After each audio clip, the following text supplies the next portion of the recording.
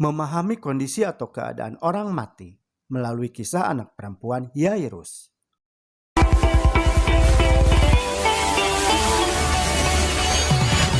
Markus 5 ayat 41. Lalu dipegangnya tangan anak itu, katanya, "Talita kum," yang berarti, "Hai anak, aku berkata kepadamu, bangunlah." Selain dalam kitab Perjanjian Lama, di kitab Perjanjian Baru juga banyak menggunakan gambaran yang sama tentang kondisi atau keadaan orang yang telah mati. Orang mati itu sama dengan tidur. Salah satunya tersirat dalam kisah anak perempuan Yairus yang telah mati, lalu dibangkitkan oleh Yesus. Keadaan putri Yairus yang telah mati itu oleh Kristus dikatakan bahwa anaknya itu tidak mati melainkan tidur, seperti yang tertulis dalam kitab Matius 9 ayat 24 dan Markus 5 ayat 39. Kitab Matius juga menulis bahwa banyak orang kudus yang telah meninggal bangkit setelah kebangkitan Kristus, tertulis dalam kitab Matius 27 ayat 52. Lukas juga menuliskan dalam kitab yang ditulisnya mengenai Stefanus yang mati syahid, yaitu dengan mengatakan bahwa ia tertidur. Tertulis dalam kitab Kisah Para Rasul 7 ayat 60 terjemahan King James Version.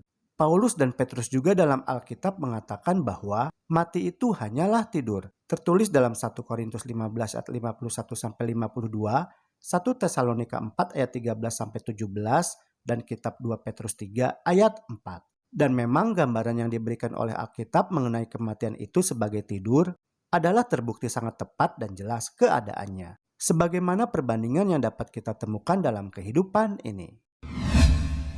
Yang pertama, orang mati adalah orang yang tidak sadar.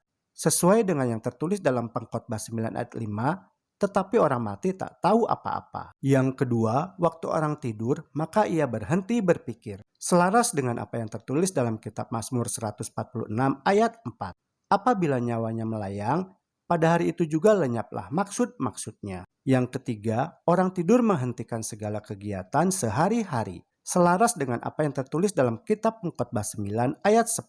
Karena tak ada pekerjaan, pertimbangan, pengetahuan, dan hikmat dalam dunia orang mati, kemana engkau akan pergi? Yang keempat, orang tidur memisahkan dirinya dari orang-orang yang bangun dan juga dari segala kegiatan mereka. Sesuai dengan apa yang tertulis dalam kitab Pengkhotbah 9 ayat 6. Untuk selama-lamanya tak ada lagi bagian mereka dalam segala sesuatu yang terjadi di bawah matahari.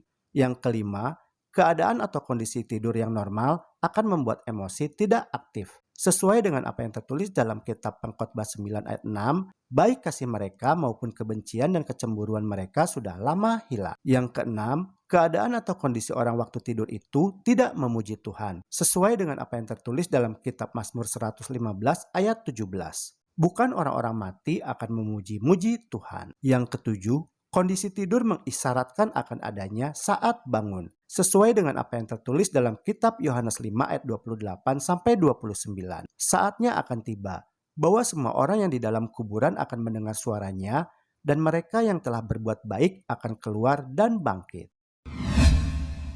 Demikianlah penjelasan tentang keadaan atau kondisi orang yang sudah mati yang tersirat dalam kisah putri perempuan Yairus yang mati lalu kemudian dibangkitkan oleh Yesus.